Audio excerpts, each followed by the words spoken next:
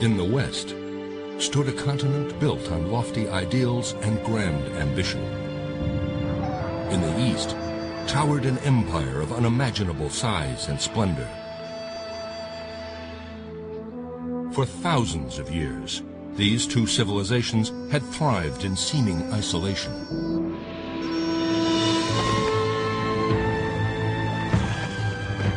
Two men stepped into the void.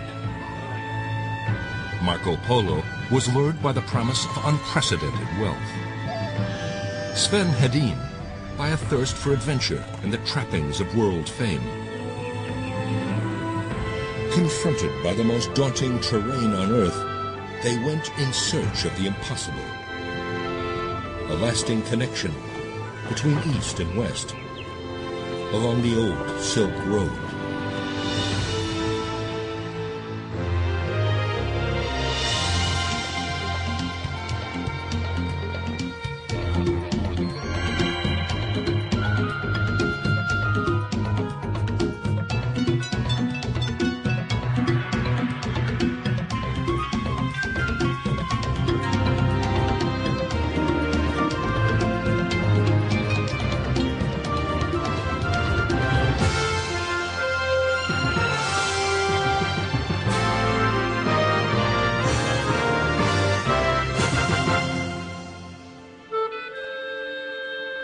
Italy, 1296 AD.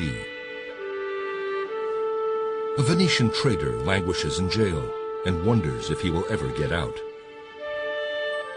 His name is Marco Polo, and he's now a prisoner of war, the victim of an ongoing conflict between Genoa and his native Venice. Polo is afraid he will die here in jail, and he's come up with an amazing strategy for survival. A book about his life and his travels. An incredible story that might allow his name to live on forever.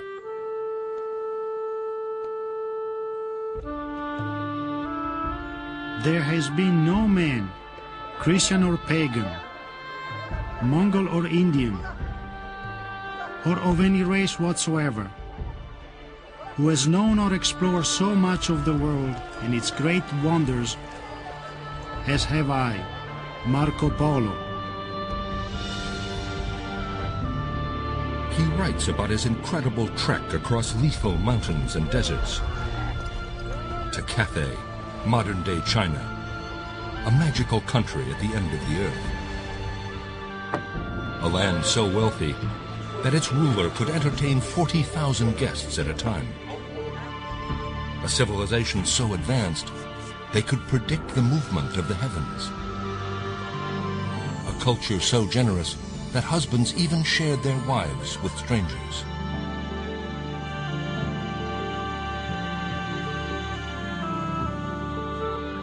Marco Polo's book was a success. His journey to Cathay has become one of the most famous adventure stories ever written. But it is full of such incredible tales of discovery and intrigue that it leaves everyone wondering the same thing. Could it possibly be true? Or is Polo's adventure along the old Silk Road actually a masterpiece of the imagination?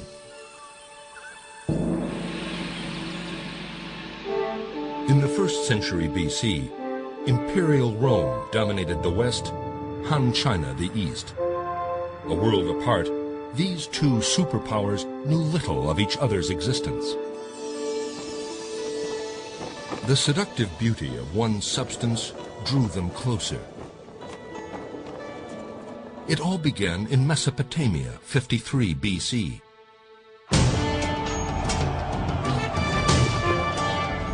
Roman legions were on the brink of an historic victory against the Parthian army. Unexpectedly, the Parthians unfurled huge banners of a magical, translucent material. The Roman army had never seen anything like it and fled in confusion, leaving 20,000 dead on the battlefield.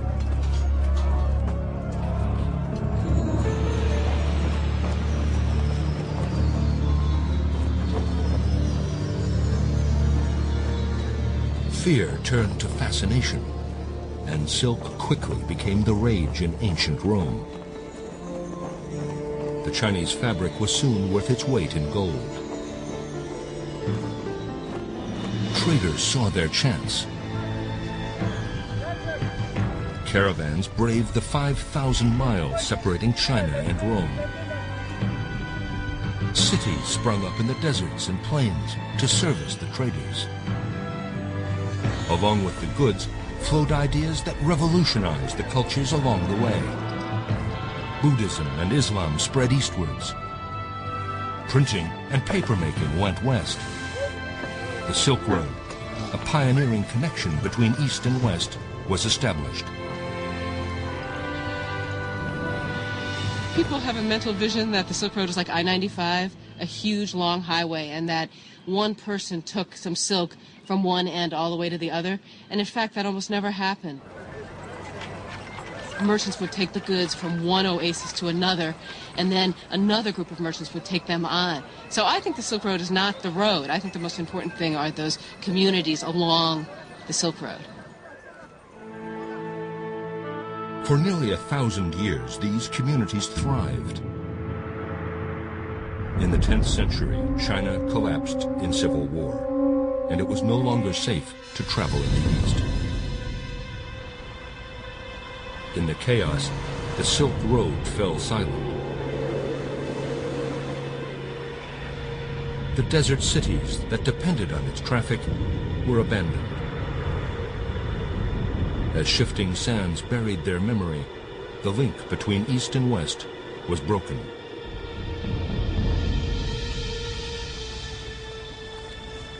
"350 years later, in 1254, a young boy named Marco Polo was born in Venice, Italy.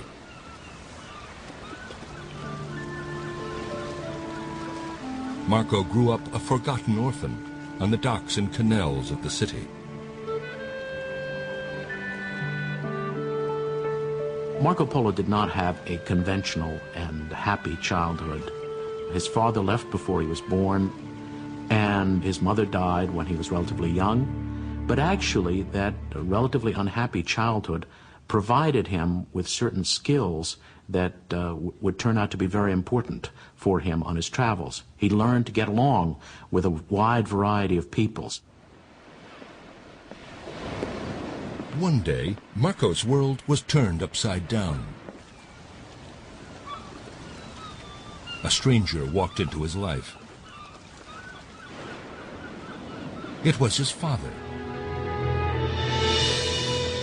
It was the first time the two had ever met.